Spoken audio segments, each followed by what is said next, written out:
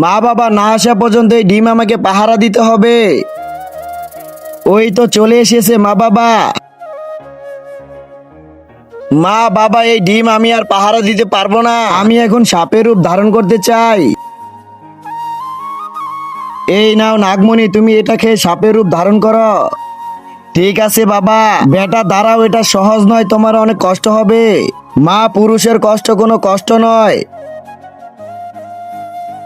ইয়া আহ আহ ইয়া আহ আহ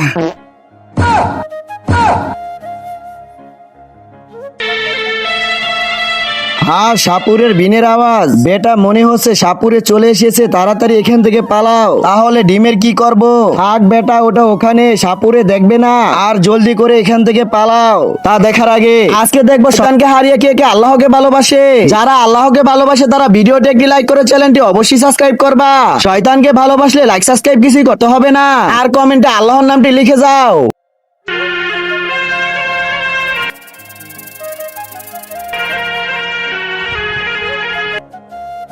আজ আমার হাত থেকে কেউ বাঁচতে পারবি না। কোথায় লুকিয়ে আসিস নাগ, বের হয়ে আয়।